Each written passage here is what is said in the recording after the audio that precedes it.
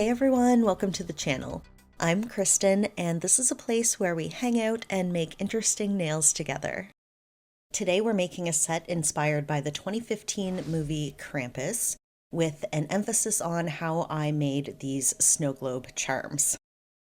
So it's going to be a nail tutorial plus a movie review, and if that sounds fun to you, please consider giving this video a like and subscribing to see more. We have a lot to cover today with the nails and the movie, so let's get into it. These are the Apres Gel X nail tips, the ones that were designed by Cardi B's Nail Tech, and I'm going to be attaching them with the bubblegum gel from eNail Couture Canada. I'm using a peel-off base coat method so that I can pop these off immediately and we can work on them as if they're press-ons. If you have any questions at all about what I'm doing or what I'm using, please ask me in the comments section. I would love to hear from you. Okay, let's introduce Krampus. So Krampus is a movie directed by Michael Dougherty. A couple of other movies that he did that you might be familiar with are Trick or Treat and Godzilla, King of Monsters. There's a lot of Godzilla movies out there. That's the one with Vera Farmiga and Millie Bobby Brown, if you're wondering. I would describe Krampus as a bleak holiday horror, mixed together with a playful humor that personally I don't think really works. The movie has enough pros and cons to kind of balance itself out to be a decent, watchable movie. It's far from perfect, but it's still worth your time. It's still worth watching. I actually ended up buying my copy of the movie so that I could prepare for this video, because it wasn't available to stream anywhere. So I'm not sure where you can watch it in your country, but if you have a VPN, it is on Netflix in Sweden. So there you go. So when I decided to make a set based on what if Krampus had a nail tech, I was like, oh crap, I need to figure out how to make a snow globe or many snow globes for this nail set. And if you're wondering why that is, it's because Krampus is a passionate collector of snow globes. And the concept and imagery of the snow globe is integral to the whole movie. So I really didn't have a choice but to figure it out. And at the time I was filming this video, there weren't any tutorials out there using the little glass globes that I'm going to be using. But recently, like just last week, Emily Susanna uploaded a video using the same kind of idea. We do end up going about it in different ways. And so, yeah, it's still worth your time if you're wondering how to do it. I do go very step by step. And sorry, I got distracted by the video. I lost some of my nail. I am going to go step by step, and I got the snow globe thing down to like an assembly line situation. Like I know how to make these now, so, and it's pretty easy, so yeah. When I was rewatching Krampus recently, I discovered that I've become a lot more critical of the film over time. I can see its flaws, like glaringly now. It remains beloved in the horror community though, and even I would say that I do love this movie, or I love aspects of it. And frankly, it's because we don't have any other good Krampus movies. Like, this is the best one there is. Like, hands down, it's the best we got, so that's why we celebrate it. That's why we love it. The director said he always wanted to make a Christmas horror movie, and one year his friend sent him an e-card with a Krampus caricature on it, and that's kind of what got the wheels turning and the project started for this movie. Okay, tutorial time. So, I ordered these glass domes from Amazon. I'll link it down below, and they came in 4 different sizes, and now I have a whole whack of them. And as you can see, these were some of my test runs. They look beautiful and worked out really well.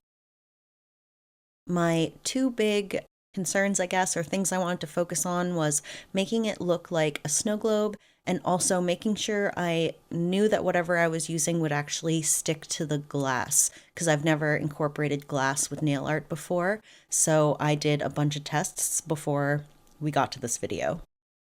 I wrapped some tin foil just around a buffing block just so that I had some sort of a flat surface, and I'm going to use acrylic to sculpt like the base of a snow globe.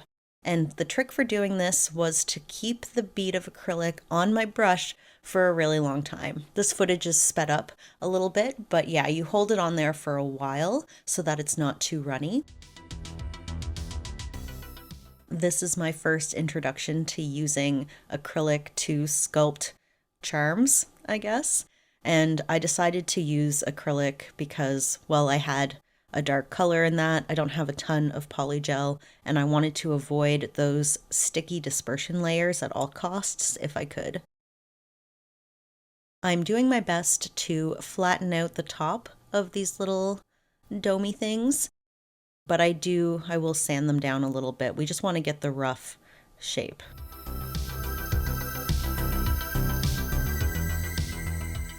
Once the acrylic is dry, you can just pop it off of the tinfoil, and I just kind of checked to see which ones I was going to end up using and picked the 3 that I was going to go forward with. I filed around the edges to make it more like a perfect circle, which probably isn't even noticeable in the finished product, but we did it. And if you're ever filing items that are too small or hard to hold while you're filing, what I did here was grab some sticky tack and attach the piece to it to make it a lot easier to file. After that, we clean off the pieces.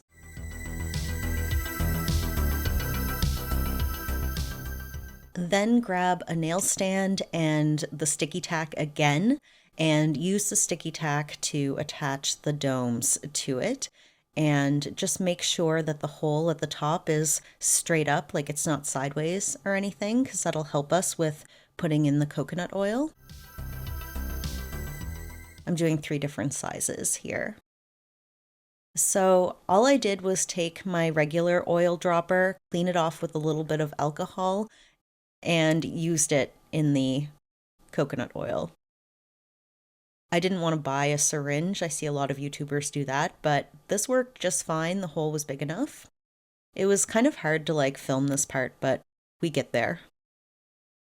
I'm adding a little bit of coconut oil before we add any glitter because I've seen other YouTubers have this problem when they make liquid nails where sometimes the glitter and particles get stuck to the glass or they get clumped together. So that's what I'm hoping to avoid. That's why I did that. So a little bit of oil, then all of our ingredients, and then we'll top it up with the oil again. When it comes to filling the snow globe, just use what you got. I really didn't have as much as I wanted. I don't even have any snowflakes. I don't even have snowflake glitter. What kind of a nail YouTuber am I? So I added metal balls, some glitter, some stars, a lot of stars actually, and then some pixie crystals as well.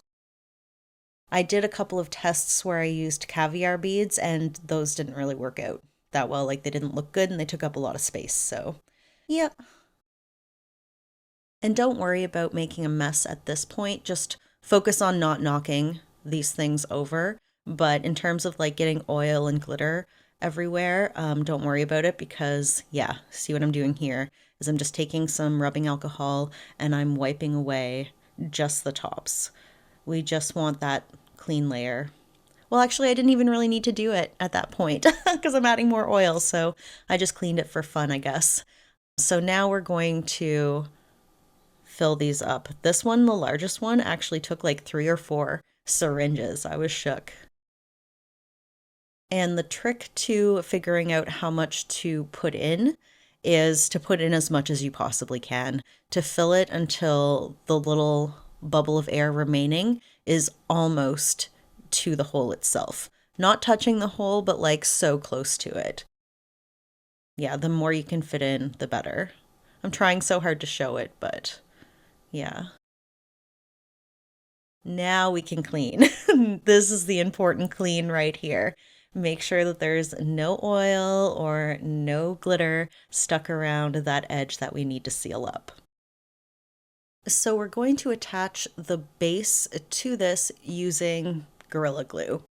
Now, like I had mentioned, I'd done some research on this. So the method I ended up using was to put a small ring around the globe and then a thin layer on the base, kind of pop it on top gently. Again, being careful not to knock these things over. You do have working time when you use a lot of super glue like this. You do have some working time, so I just made sure it was straight. I did all of them, and then I set them aside for like 20 minutes to dry. You can see there's like a bit of a white residue that forms when it's fully dry. And you can get different types of glue that don't have that whitening effect. I just didn't want to buy anything extra, so that's the one thing I would probably improve upon going forward. But I had this gel glue. It's not great quality, it's from AliExpress, but it did work in terms of like removing a little bit of that whiteness. And I just thought, let's give it a little extra seal, like just some extra protection to keep everything in. Because when I was doing my tests, acrylic does not stick to glass, like it pops right off. But super glue worked the best, and gel will also work, but I didn't want to deal with the sticky layers of gel. So that's how we came to this process, and check it out. It looks great. I've had these for like a week or more now. Like there's been no leaks. I haven't had any leaks with any of the ones I've made. Been practicing for a couple weeks, so yeah. And I also made these little dropper ones with a very similar technique, except I made the acrylic part higher so that I could screw in this little hook. So also dangling snow globes. Super fun. And that's it for today's nail tutorial. I hope you found it helpful, but we are going to segue back into talking about the Krampus movie. And to do that, first I'll just point out to you that these kind of like lines that I'm putting on all the nails are inspired by this image of Krampus's nails. So, y'all, I thought about all this stuff. Let me tell you, I think way too much about how I make these things. Anyway. If you're unfamiliar with Krampus or the lore of Krampus, he's basically anti-Santa Claus. Like Santa, he has supernatural abilities and travels the globe visiting children. But unlike Santa, who brings gifts to the good children, Krampus kidnaps the naughty children and beats them. He's the yin to Santa's yang. In this film adaptation, Krampus descends upon a dysfunctional family who have essentially lost their Christmas spirit in favor of consumerism. And that's one of the first issues that I have with the film. The consumerism aspect feels really tacked on, like an afterthought, and it's not really explored at all. The family themselves are like kind of annoying, and I guess some of them are assholes, but they're not that bad at all. I would even say they're like a less dysfunctional Griswold family, like from Christmas Vacation. So initially, the director wanted this to be an R-rated movie. It was supposed to be way darker, like think along the lines of Black Christmas or Silent Night, Deadly Night.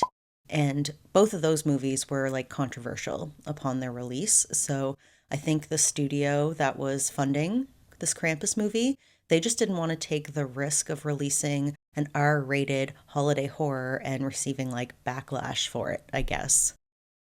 The director was forced to make it a PG-13 movie and to lean it more towards the lines of like Gremlins, for instance. Movie studios really need to just let the directors, let the creators create. Like every time they get involved, it just like fucks everything up.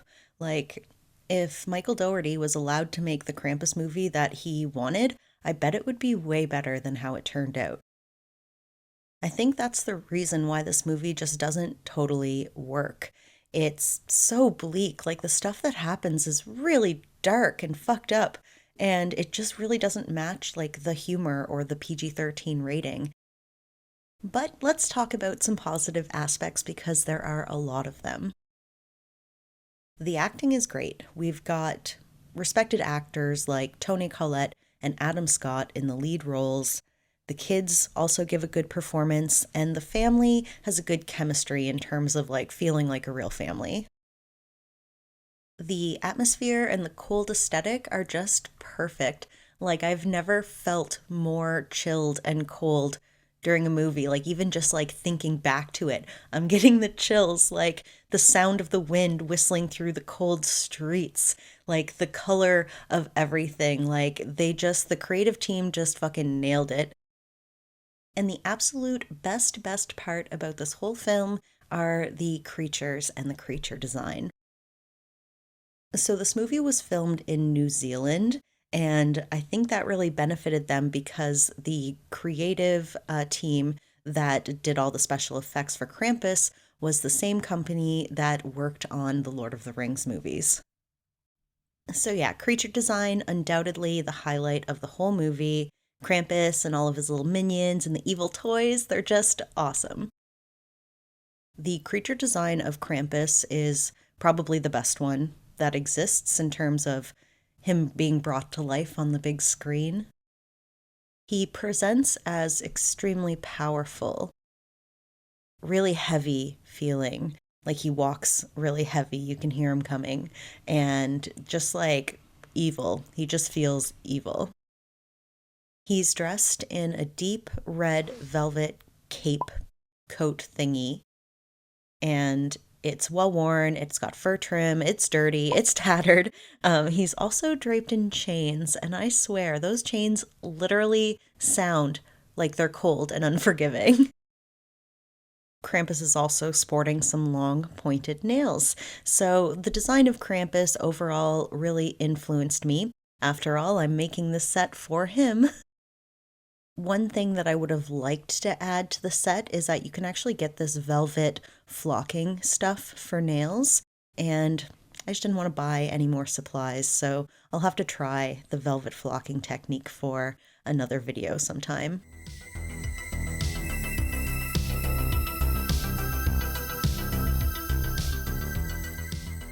Okay, let's move into the cons, the things that I don't love about this movie. First up, Krampus's face. I know I just said I love the creature design. I honestly think it's perfect, except for his fucking face. His face is unmoving, and the jaw is dropped at all times, and it just feels silly at times, and you're just like, everything else can move. Why is his face stuck like that kind of thing? It seemed really out of place and made me feel disappointed, which is actually a perfect analogy for the film itself. Beautifully crafted with these silly elements that just lead to me feeling disappointed. Now that I've said all that, I'm totally going to eat my words because as I was doing some research about this and learning about the movie, I found out that the creature design for Krampus, he was supposed to be portrayed as this demon wearing a mask, and the mask would be like the face of an old man. So that actually makes me feel better about the whole weird mouth thing, because if that's what's going on, which I'm pretty sure it is, if he's just wearing a mask of an old man's face, then it would make sense that the jaw is permanently dropped and there's not a lot of movement or expression happening in that face area. And then when I thought about it some more, I was like, that's really fucked up. That he's just like a demon wearing an old man's face. Like, he's totally doing that to be more like Santa, right? He's like, oh, I'm an old man, I'm Santa. He really is evil Santa. Like, he really is. So, my last major problem with the movie is actually the writing and how they weave together this whole world and scenario. I just don't love it. I don't think it flows together that well. Now, a lot of my qualms with this movie could come down to the studio interfering with the director's vision. But either way, the family just isn't rotten enough to deserve what they get. The dark aspects of what's happening just don't match the character reactions or the playful dialogue. It just really needed to either be super dark and bleak or super playful and family friendly. This whole meeting in the middle with those two ideas it just doesn't work. I've said it before, I'm going to keep saying it. Oh, and another thing that I'm just on the fence about is It was a strange decision for them to make, I think, but they inserted a mini animated story into the movie, and I'm trying to appreciate it more because it's beautiful. It's incredibly well done. I just don't think it fit the flow of everything.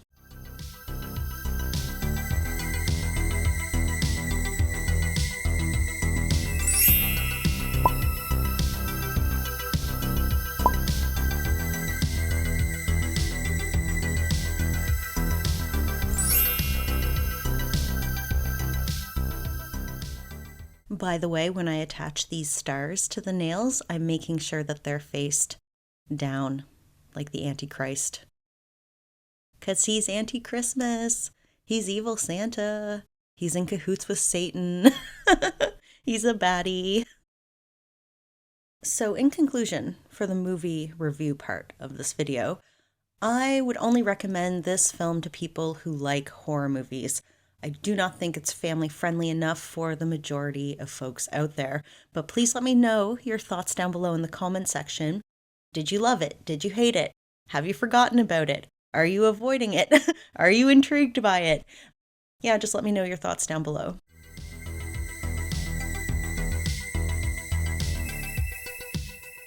Okay, let's pivot back to the nails to wrap up today's video. So, like with a lot of sets I make, I'm learning. I'm a little over the top. I'm a little extra. These are definitely like costume nails. Like, I literally made these as if that demon named Krampus wanted his nails done and I had to do it. I would be like, here, sir, do you like these nails I made you? And hopefully he would, and I wouldn't get punished for eternity. And now I've got a surprise for you. Poof! There was so much fur on the creature design that I really wanted to incorporate fur into this set somehow. But yeah, I just thought it would be a really cool addition. I think it would have benefited from being a smaller poof, but it's what we have, and it is detachable. So the option is there to remove it, but let me know, are you on team poof or no poof?